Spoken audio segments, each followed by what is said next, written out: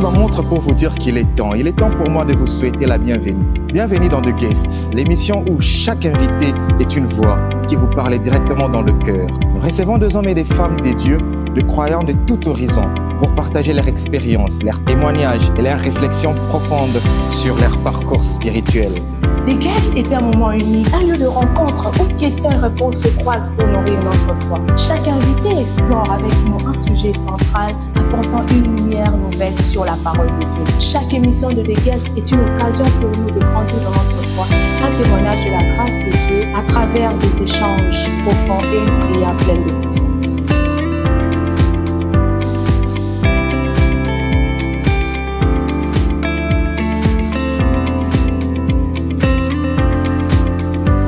Rejoignez-nous à chaque nouvelle émission pour un voyage spirituel et unique. Laissez The Guest vous guider dans la prière, la méditation et la réflexion. Que Dieu vous bénisse.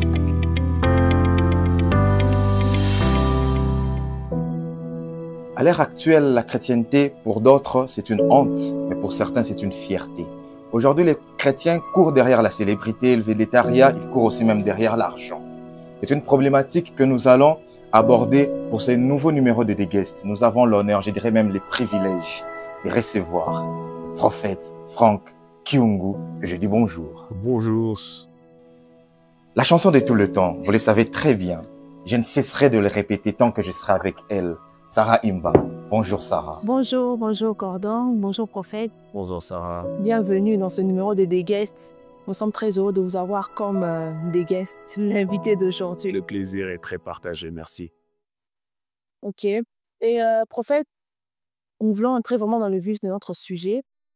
Mais avant de parler du chrétien actuel, de l'ère actuelle, comment se comporte le chrétien, nous voulons savoir qui est le prophète Frank.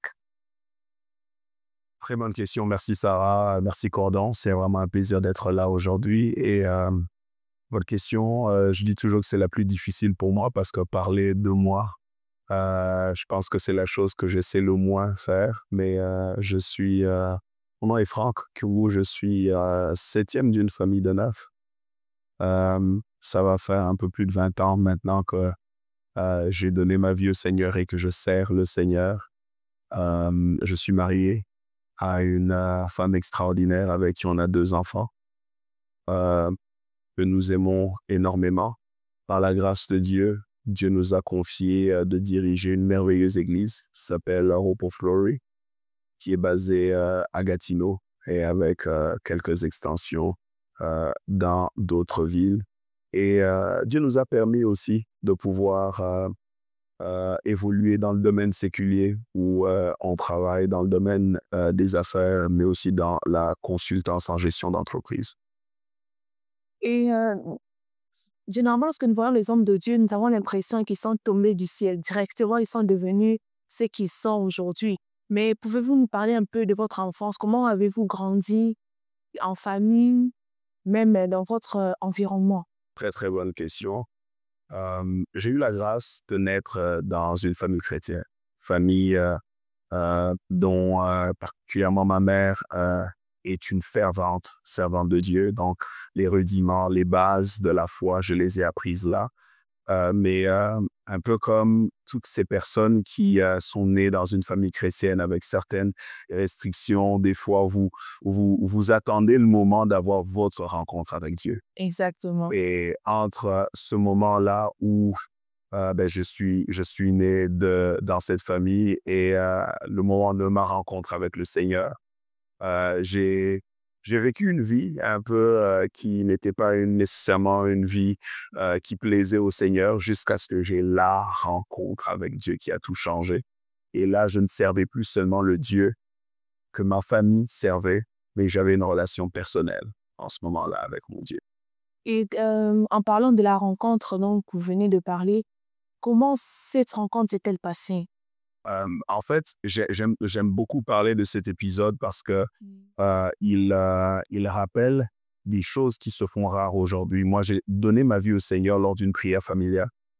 La prière du soir à la maison, c'est là que tout a commencé. C'est là que j'ai reçu en fait le baptême dans le Saint-Esprit. Mais avant ça, le Seigneur me parlait dans mon cœur.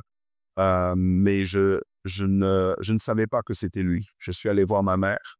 Je lui ai dit, je veux servir le Seigneur. Je me rappelle, on était dans la cuisine, elle a prié.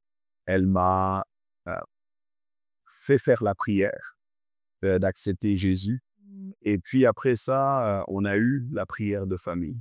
J'ai eu une première rencontre avec le Seigneur. 2 jours après, lors de la prière familiale, c'est là que j'ai reçu le baptême dans le Saint-Esprit et que j'ai eu une première visitation réelle de Christ. J'ai vu le Seigneur qui me parlait, qui m'a appelé. Et depuis ce jour-là, ma vie n'a plus jamais été la même.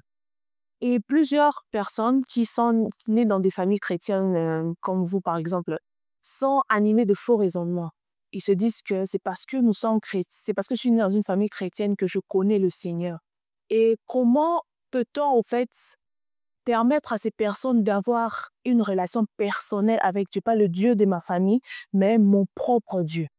Euh, J'aimerais donner une réponse à cette question en 2 volets. Le premier volet, c'est la responsabilité de ceux qui portent l'alliance ou encore ceux qui, je parle des parents, vous êtes parents aujourd'hui, vous avez des enfants. N'oubliez pas que la façon dont on présente le Seigneur à ses enfants a un impact sur leur attachement au Seigneur. Dans plusieurs familles chrétiennes, l'Église est une source de punition.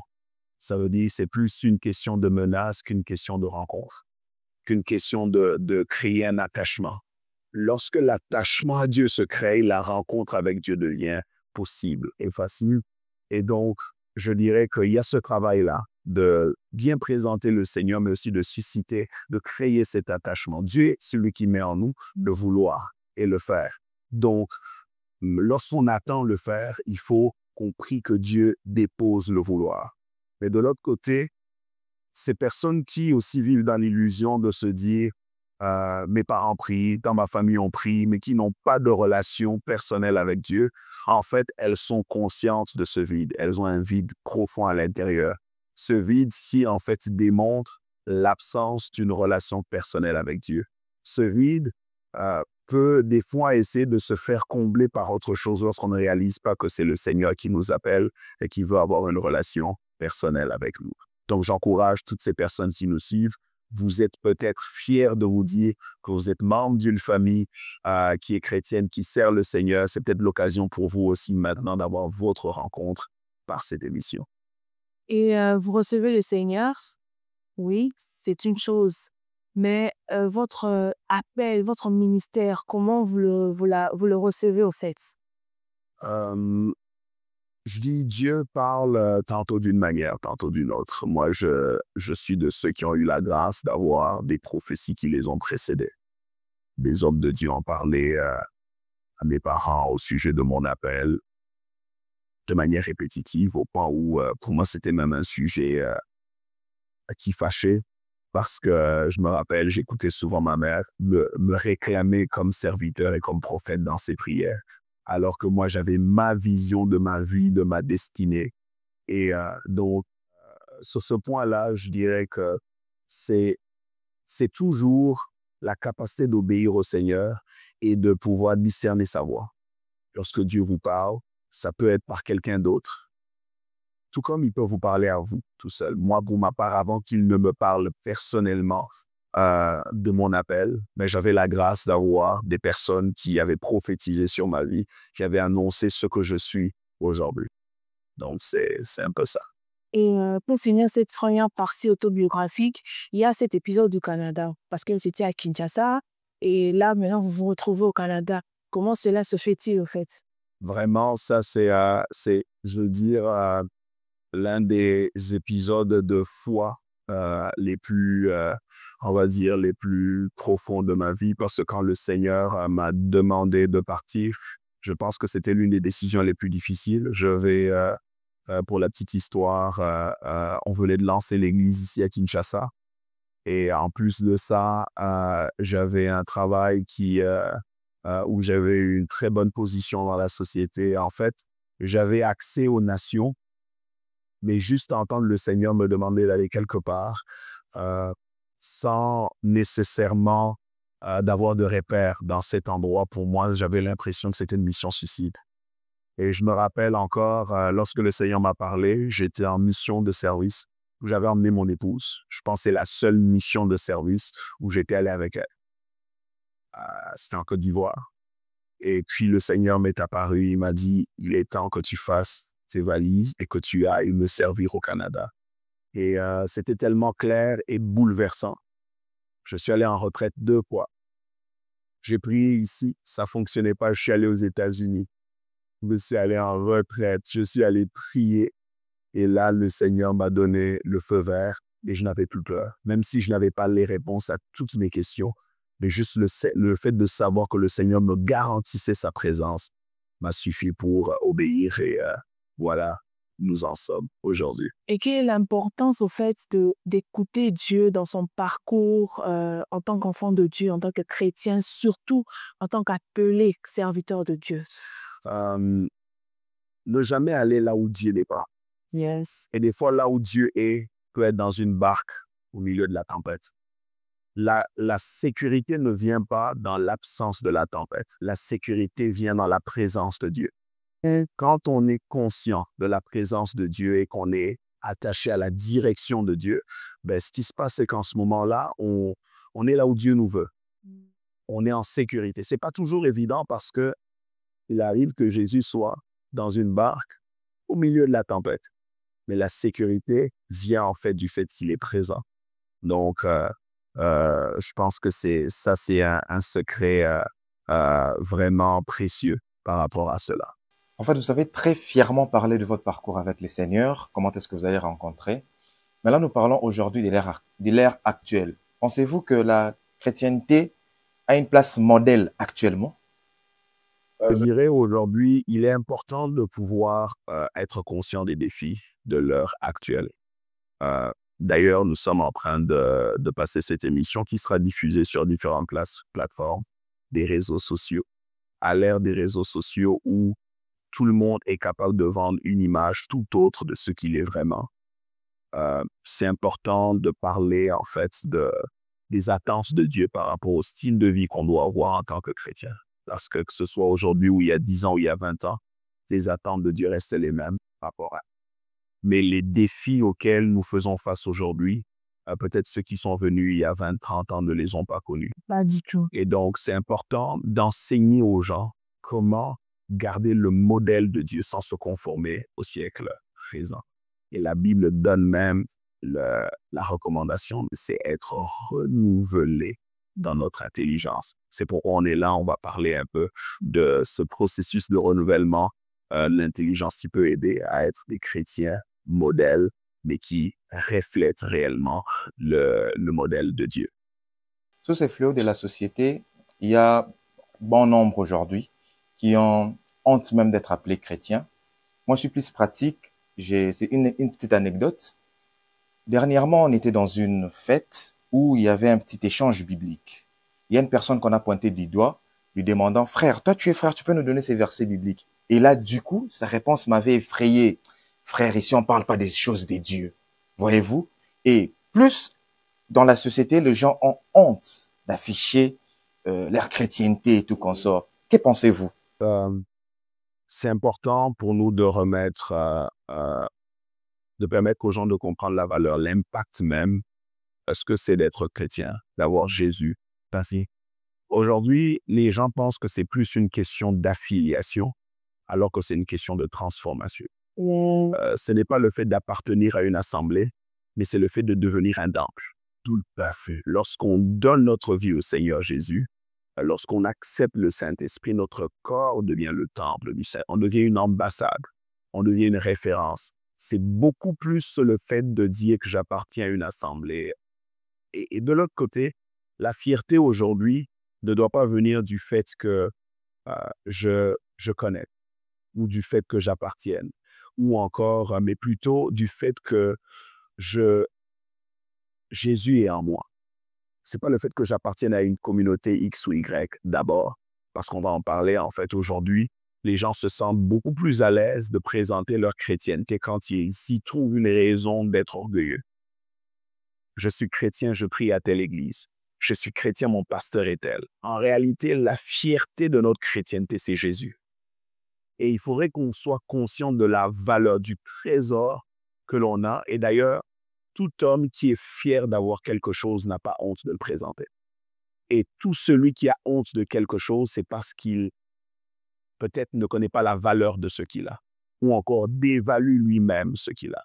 Donc, je pense qu'il faudrait que les gens redécouvrent la puissance, la grâce et la profondeur d'avoir Jésus.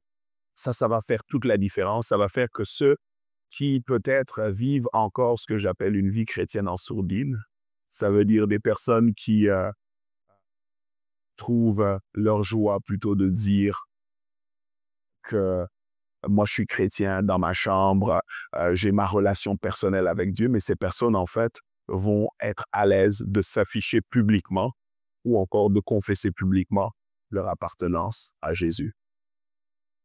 So, aujourd'hui, nous souffrons avec le scandale qui se passe sur leur ligne de vie, Les réseaux sociaux, par-ci, par-là. J'entends ce jeune qui se dit, moi, c'est à cause de ces scandales-là que j'ai un peu honte de présenter ma vie chrétienne. Qu'est-ce que vous pouvez lui dire? J'aimerais dire qu'il y a certaines personnes, si Jésus était venu en 2025, qui n'auraient pas cru en lui.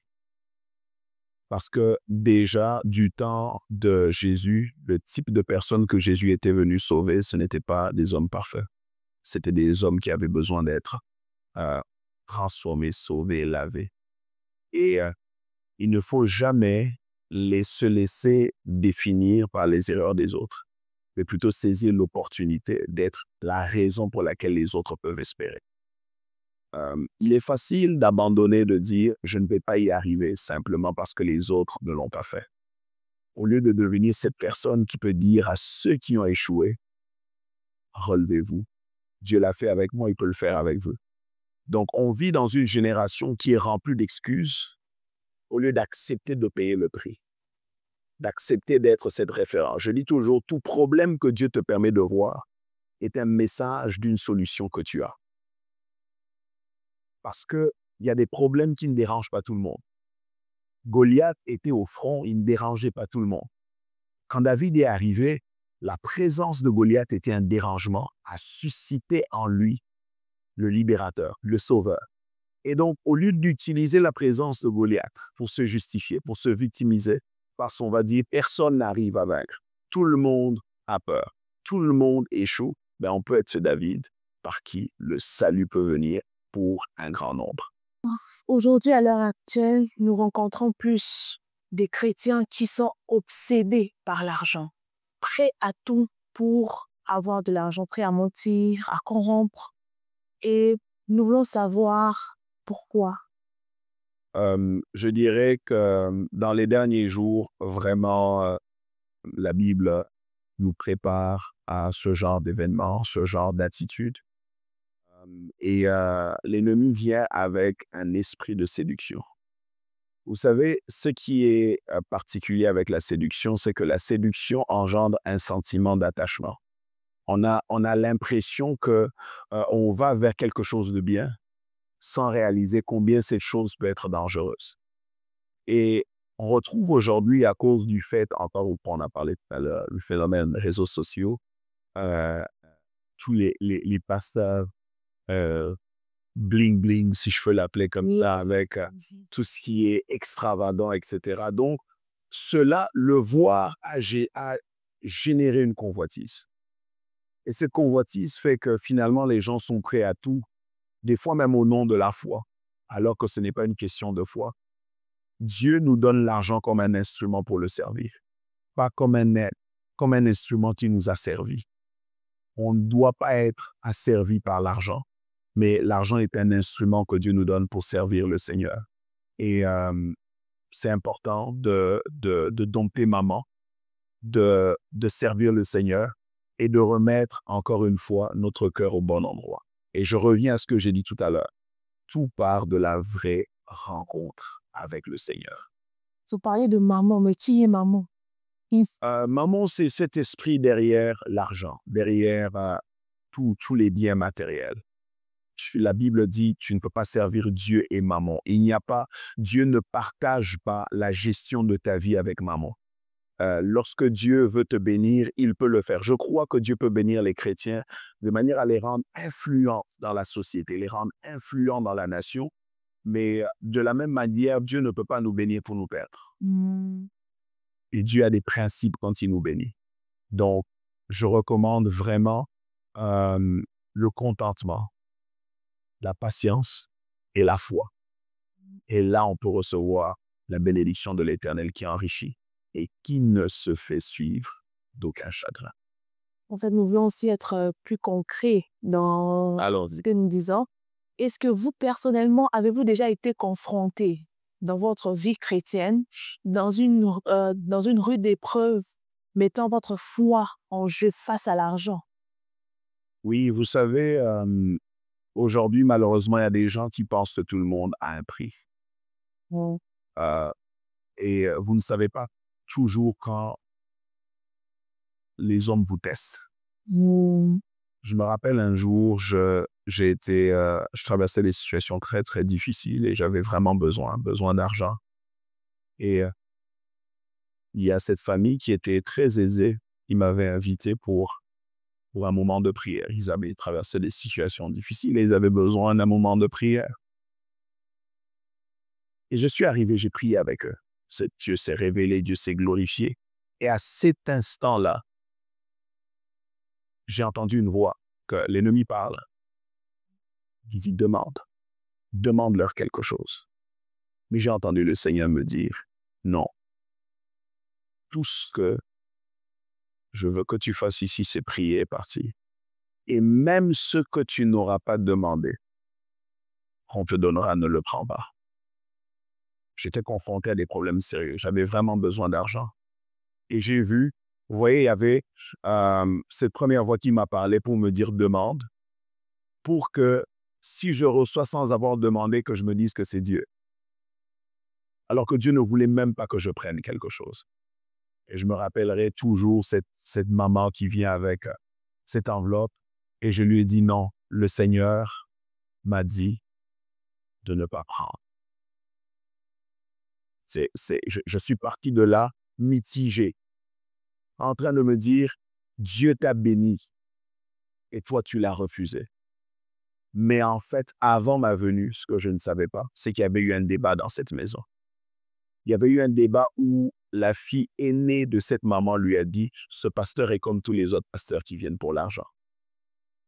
Et je te promets que tu lui donneras l'argent et il prendra. Et lorsque j'ai dit non, moi je ne savais pas, mais Dieu était en train d'expliquer qu'il est possible qu'il y ait une race tout autre. J'avais des besoins, mais les besoins de Dieu, de la crédibilité de Dieu étaient plus importants que mes besoins personnels. Et ce même jour, Dieu a touché quelqu'un qui était passé à la maison. Je n'étais même pas là et cette personne a laissé une enveloppe pour moi. Je me suis dit merci Seigneur de m'avoir visité. Mais cela démontre combien, des fois, le besoin de l'argent peut être vital. Oui. On peut avoir des besoins, on va dire, primaires. Se nourrir, prendre soin de sa famille, mais pour rien au monde que cela ne soit une porte pour nous pour vendre le Seigneur. On est tous les jours exposés à ça. Pourquoi? À cause de notre humanité, à cause de nos besoins, à cause de nos projets. Mais être sensible à la voix de Dieu nous permet de dompter, effectivement, cet esprit derrière l'argent. Et là, je vous ai donné un exemple d'une situation où ça n'avait même pas l'air d'être un problème.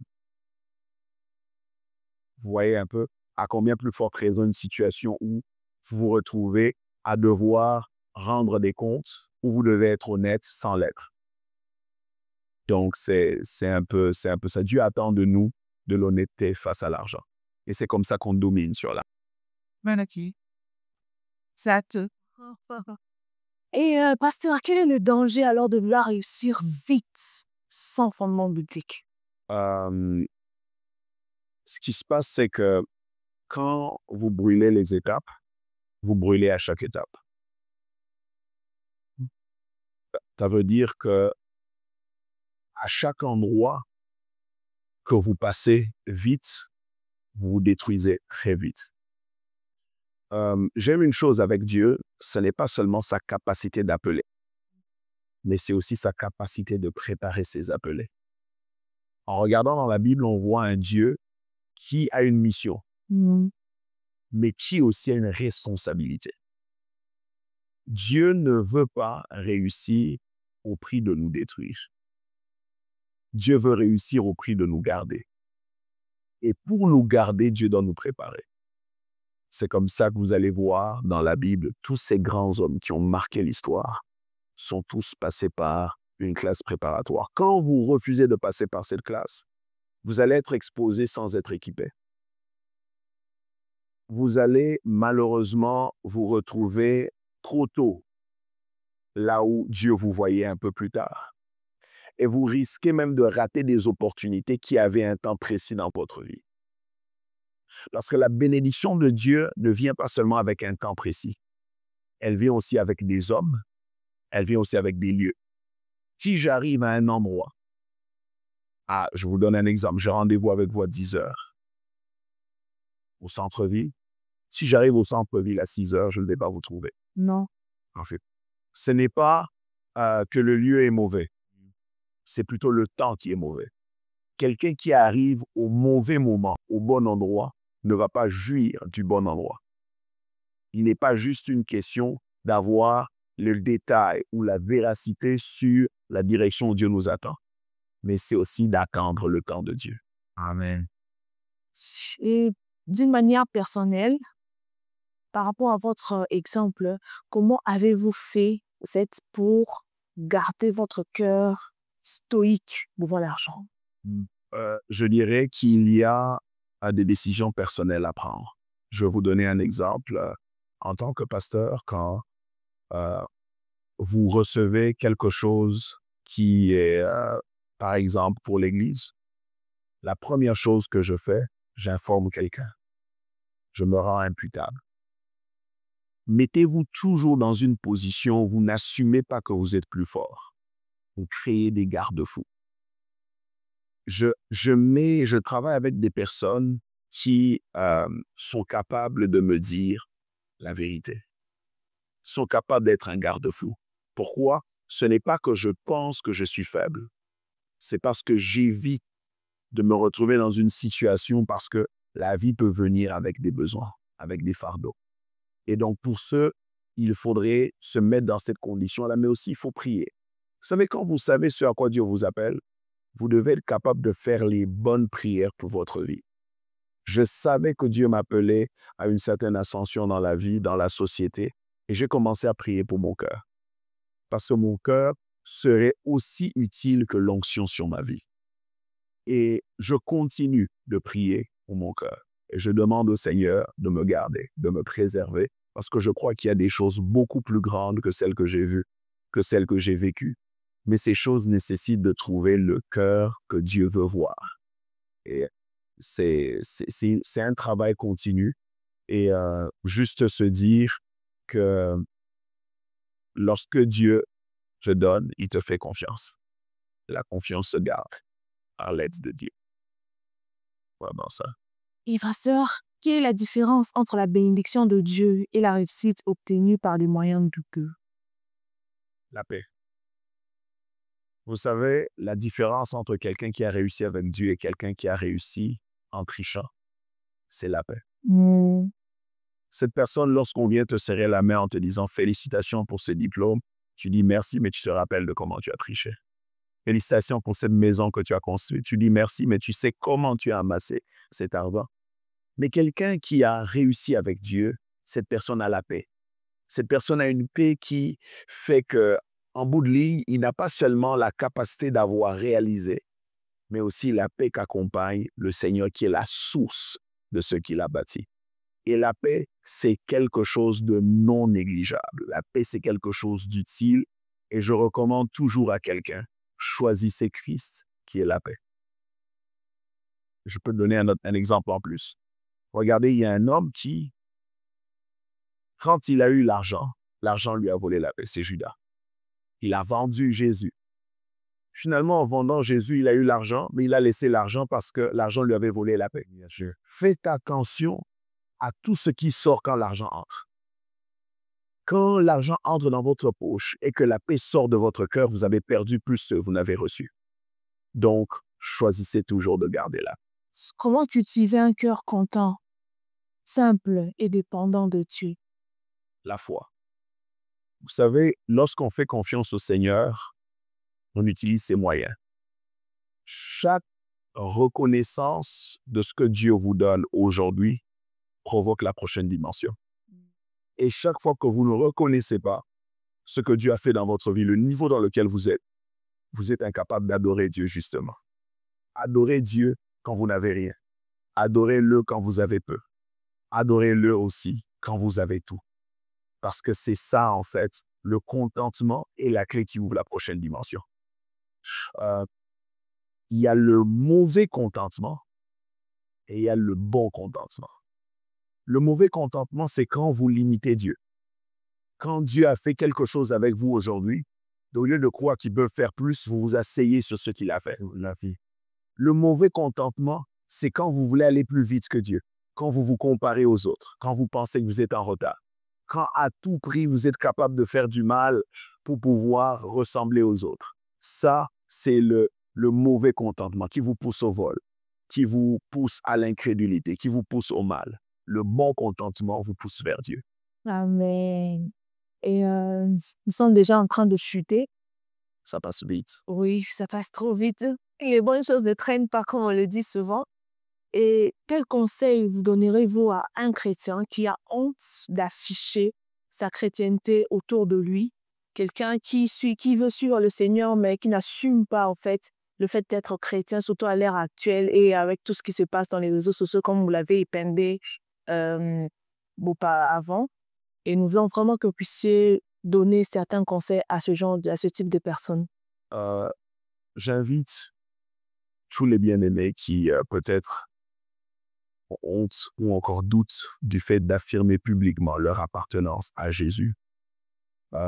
J'aimerais vous dire que Jésus est la plus belle, la plus grande, la plus belle chose qui vous soit arrivée. La plus grande bénédiction, c'est avoir Christ. Et lorsque vous voyez Christ de cette manière-là, vous lui donnez la place de choix dans votre vie, c'est là que votre vie commence à changer. Oui. Ce n'est pas seulement le fait de dire et d'attendre. Il y a des gens qui attendent d'être grands pour être fiers d'être chrétiens. Chaque fois que vous refusez de vous affirmer en tant que chrétien dans vos premiers pas, vous volez une partie de votre témoignage. Laissez les gens vous voir dans vos moments difficiles, dans vos débuts. Et voyons ce que Dieu peut faire par votre vie. Et cela donc sera un témoignage de votre foi, parce que derrière votre affirmation se cache votre message. Vous pourrez dire, c'est le Dieu que j'avais quand j'étais à l'université, quand je manquais de tout, quand je n'avais personne. C'est le même Dieu qui m'a donné ce que j'ai aujourd'hui. Mais tout part de cette rencontre. Je prie vraiment, par la grâce du Seigneur, que vous ayez cette rencontre. Quand c'est comme un homme qui rencontre une femme, qui trouve belle, il veut la présenter à tout le monde. Il veut que tout le monde sache que c'est sa femme.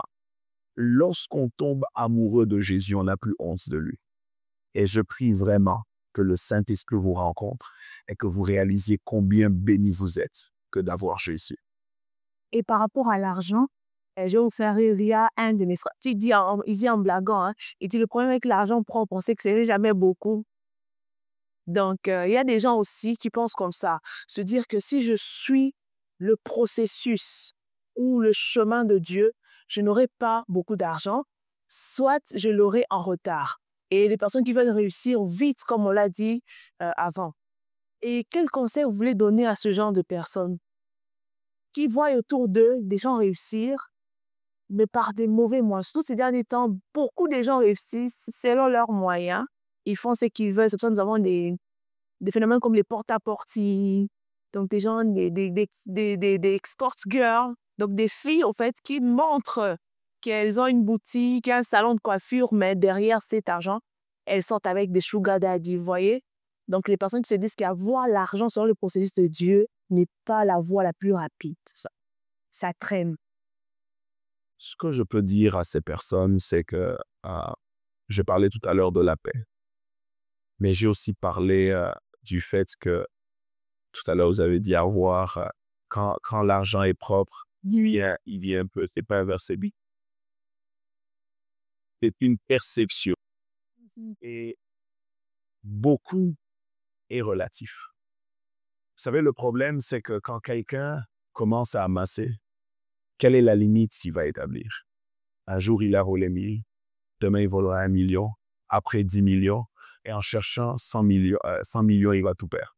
Ou même juste en cherchant plus que s'il il va tout perdre, et son âme, et peut-être même sa famille.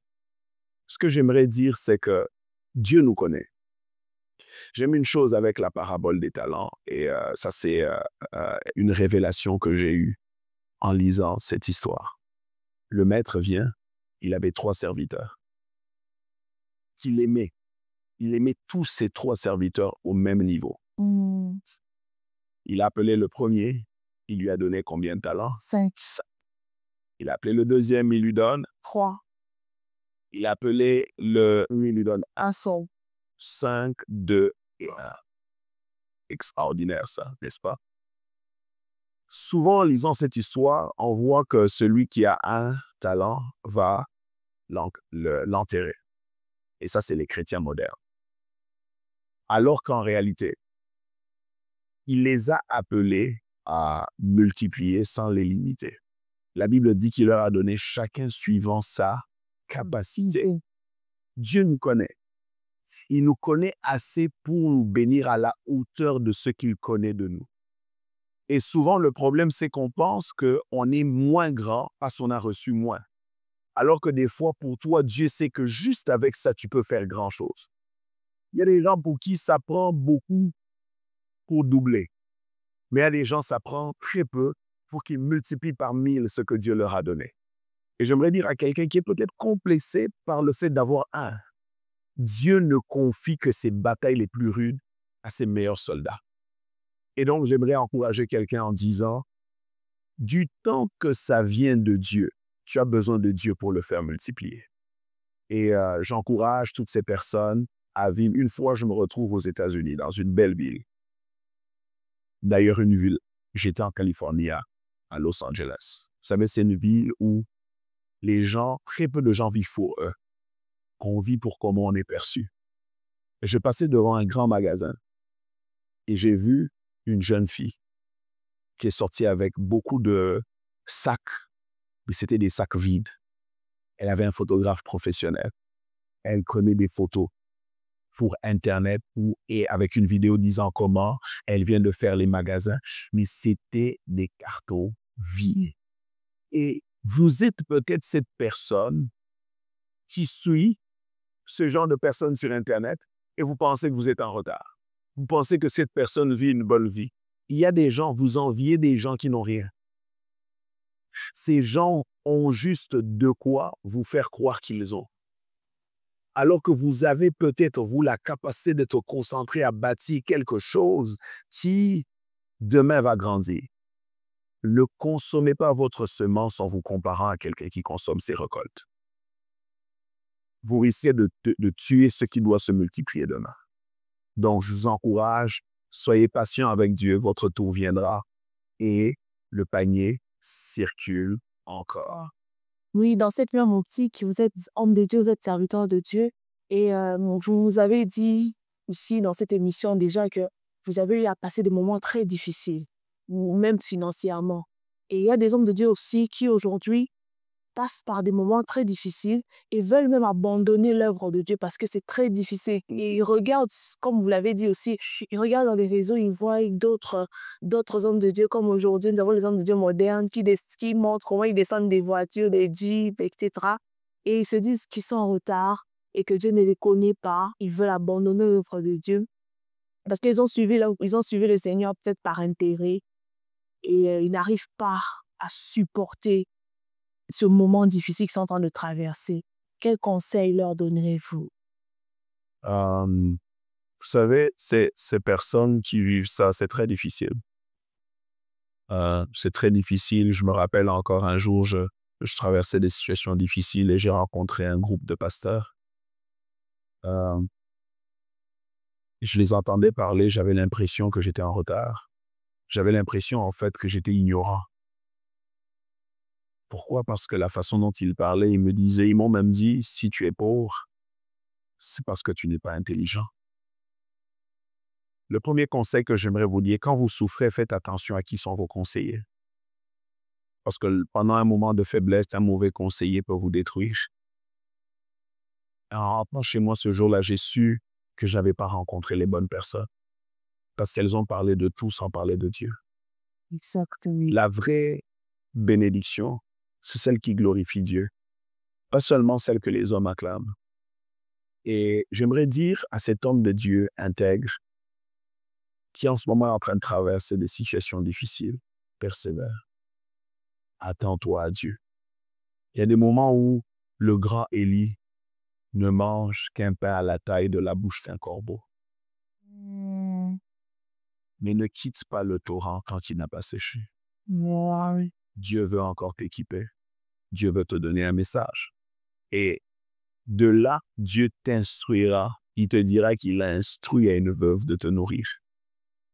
Les bénédictions de Dieu ne nous font pas regretter d'avoir attendu. Attendez. Votre tour va venir.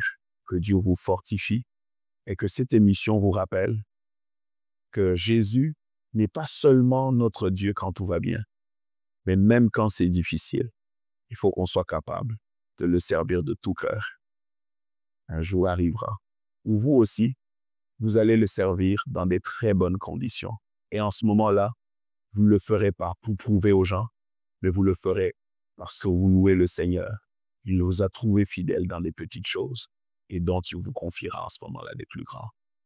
Et pour finir, comment accepter le processus de Dieu? Comment le vivre en fait? Vous savez, des fois, la problématique du processus de Dieu, c'est qu'on ne comprend pas la raison même d'un processus. Je vous explique quelque chose. Quand vous lisez la Bible et que vous voyez toutes les révélations qu'on a sur Dieu, on comprend que Dieu pouvait tout créer en un jour. Tout. Tout ce qui est sous le soleil, Dieu a toutes les ressources. Dieu ne l'a pas créé en 6 jours parce qu'il était fatigué, parce qu'il était limité, mais pour nous enseigner la valeur du processus. Et regardez maintenant si on entre dans la dimension du processus et que le premier jour, Dieu créait l'homme. L'homme allait dans l'obscurité. Il n'allait pas avoir de quoi être nourri. Il n'allait pas. Des fois, ce qu'on appelle retard, Dieu le voit comme un plan de perfectionnement. Il est en train d'arranger quelque chose pour nous. Et des fois, c'est difficile de suivre le processus parce qu'on ne comprend pas que le processus est plus bénéfique pour nous qu'il ne l'est pour Dieu, parce que Dieu ne veut pas nous détruire en nous bénissant. L'autre chose aussi, c'est que le processus, lorsque Dieu nous emmène à passer par un processus, c'est parce qu'il veut nous enseigner quelque chose. Et souvent, on a l'impression que c'est long, parce qu'au lieu d'être concentré sur ce qu'on doit apprendre, on est focalisé sur combien de temps ça traîne. Exactement. Vous savez, il y a certaines choses qui changent dans notre vie lorsqu'il y a certains niveaux de connaissances qu'on acquiert avec Dieu.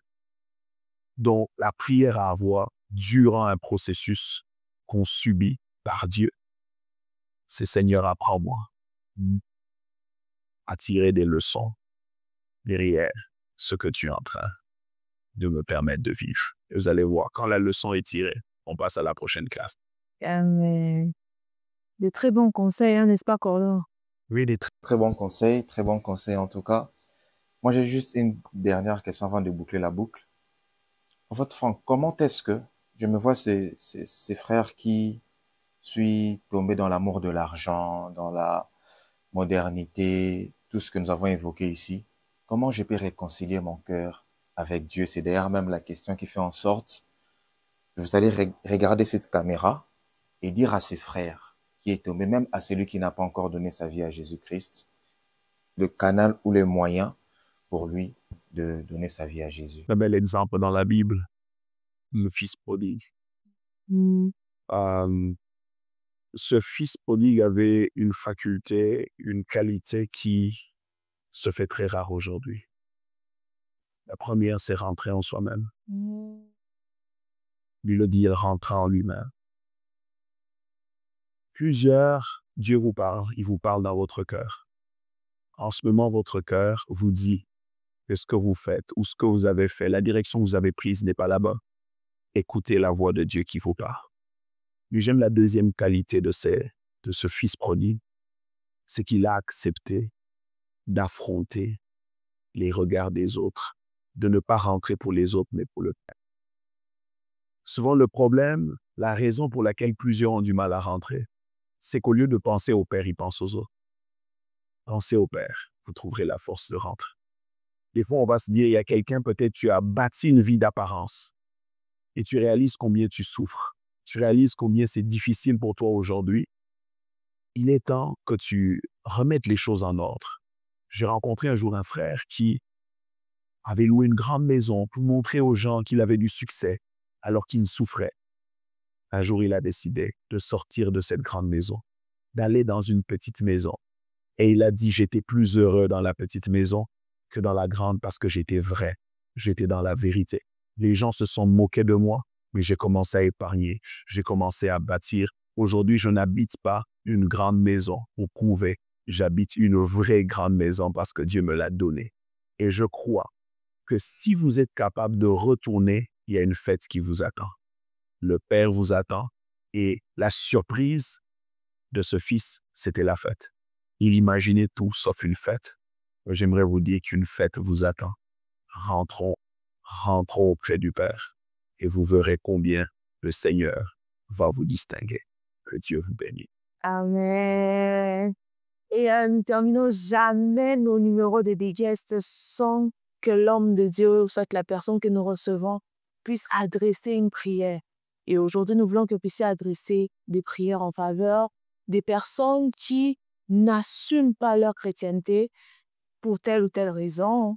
Et aussi, deuxièmement, pour celles qui traversent des situations difficiles, qui veulent se compromettre parce qu'elles se disent qu'elles veulent vraiment s'en sortir, mais selon leurs propres moyens, avec leur propre processus, qui n'acceptent pas le processus de Dieu. Nous aimerons vraiment que vous puissiez prier pour elles. Prions le Seigneur, Dieu de gloire et Dieu de grâce. Je prie pour ces bien-aimés qui en ce moment ont du mal à s'assumer parce qu'en réalité, après cet échange, ils ont réalisé combien ils ont besoin d'une vraie rencontre avec toi. Je prie alors que le fils prodigue marchait vers le Père courait vers lui. Je prie, Seigneur, que quelqu'un, après cette émission, alors que nous sommes en train de prier, fasse cette rencontre vraie et réelle. Je prie pour ces personnes qui peut-être ont normalisé cette façon de vivre, ont normalisé la duplicité, ont normalisé la honte de l'appartenance à Christ. Je prie, Seigneur, qu'il y ait un déclic, qu'il y ait un réveil et qu'ils réalisent la grandeur, la beauté et la bénédiction qui est attachée à ce privilège qui est celui d'avoir Christ. Seigneur, je prie aussi pour toutes ces personnes qui en ce moment font face à des défis parce qu'ils ont pris des mauvaises décisions face à l'argent. Ces personnes qui avaient des mauvaises motivations, ces personnes qui ont privilégié l'apparence au lieu de la vérité. Ces personnes qui avaient du mal à accepter le niveau, le stade de vie auquel ils sont aujourd'hui. Seigneur, je prie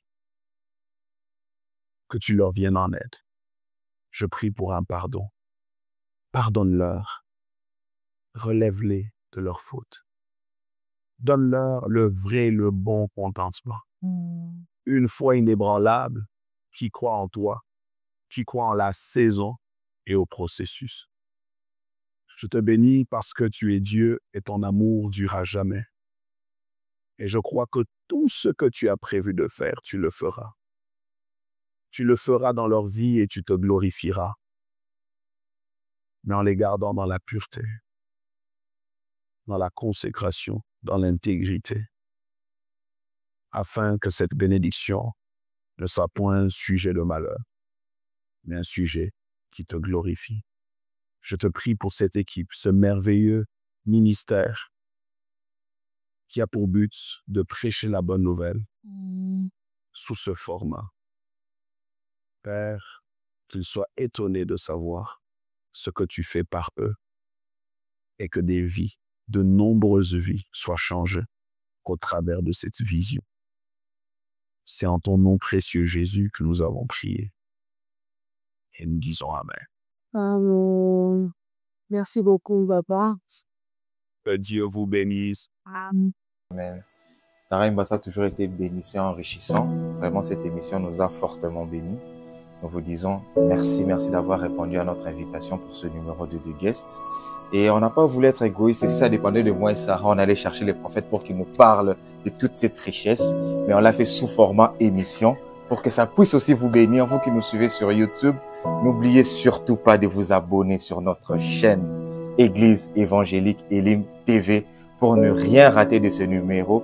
Moi et Sarah, on a été bénis et on croit, on sait que vous aussi, vous allez être bénis. C'est toujours un privilège pour nous de travailler avec ces héros dans l'ombre. Là, nous disons un grand merci à Joaski Kalenda, Ephraim et Merdi qui sont derrière la caméra. C'est grâce à eux que vous nous suivez partout où vous êtes. En tout cas, nous vous disons merci. Moi et Sarah Imba, on vous souhaite de bonnes choses et on se voit à la prochaine. Ciao, ciao. Dieu vous bénisse. Abonnez-vous. Merci pour ça. Merci, cher. Merci. Merci de Dieu.